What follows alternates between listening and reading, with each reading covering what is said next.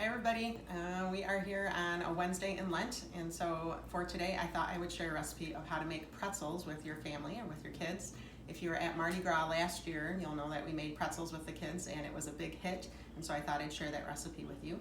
And you might be wondering why we're making pretzels during Lent, but there is actually a legend that the pretzels came about because of a monk that decided in order to help teach the kids how to remember their prayers, that this would be a treat for them. So back in those times when kids would say prayers, instead of holding their hands like this, they crossed their hands like this, and that's how they would recite prayers. And so he decided that they would make pretzels in this shape, which is why we have the shape that we do for pretzels today. And then if they recited the prayers the way they were supposed to, then they would receive a pretzel as a treat for that and as a reward. So we're gonna do this in a couple parts because it has to sit for a little bit. But the first thing we're gonna do is we're gonna mix up, I have a little recipe right here.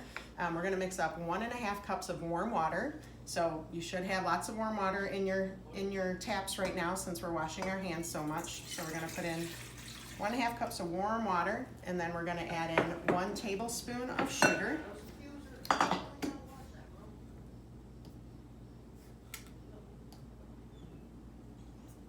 We'll add that in. And then we're gonna add in 2 teaspoons of kosher salt. I'm using regular salt because I don't have any kosher salt, so I think it'll work just fine. So there's 1 teaspoon. There's 2 teaspoons. And then 1 package of active dry yeast. And so those usually come in the little square packages. I happen to have a big jar of it because it's better for me because I use it a lot in the wintertime when I'm baking. So if you have the big jar of it, then the equivalent of 1 package is 2¼ teaspoons. So I'll put in 2 teaspoons, and you're gonna sprinkle this over the top. You're not gonna actually mix that in, you're just gonna sprinkle it in. So there's 1, and 2, and then 1/4 teaspoon more. All right, and then we're gonna let this sit for about 5 minutes, and the idea is that the yeast will activate with the sugar that's in there, and everything will start to foam and bubble, and this will help to make our dough rise. So we're gonna check back here in a few minutes right now. I don't know, can you see anything, Rebecca? Rebecca's taking video for me. You can see it's actually starting to foam a little bit off the side. So we'll look back here in 5 minutes and see what it does. Okay, so now we're gonna take a look at our somewhat foamy yeast. Looks lovely. You want something like that so that it all looks like it came together.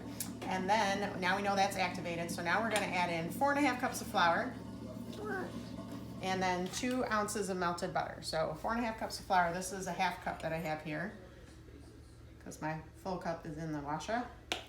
So there's 1/2. There's 1.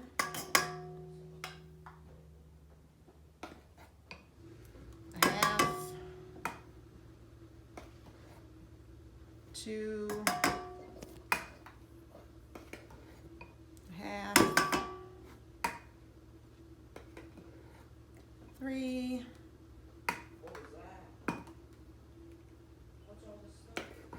1/2, 4, 1 more, lots of flour, 4.5 cups. All right, so now we have that. And then we're gonna add in our 2 ounces of melted butter. So I'm gonna pour that over top. Hopefully we get it all in there. That'll work. And now we're gonna put it onto our mixer, and hopefully you have a dough hook. If you don't have a dough hook, you can try and use your regular paddle and bring it together, and then you'll just probably have to knead it by hand for a bit longer. But if you have the dough hook, put it on, lock it in. You're gonna put it on low. And we're gonna let this go. Rebecca, how long are we letting it go for?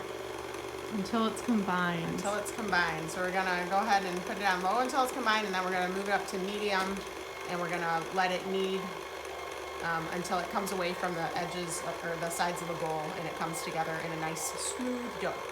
So we're gonna do that, let this all come together. Okay, so now this has come together on low, so now we're gonna move up to medium. We'll keep it there. We're gonna let that go around.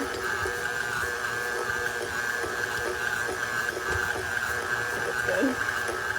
Okay, so we had this on for, I don't know, maybe about 2 minutes, and it was kneading until it forms a nice smooth dough that comes all together and pulls away from the bowl. So we have that here, and it might take you a little bit longer to do that. And then once you have that, then you can go ahead and put it into an oiled bowl. This one has just some cooking spray sprayed into it, and you're gonna just put your dough in there, and then we're gonna cover it with some saran.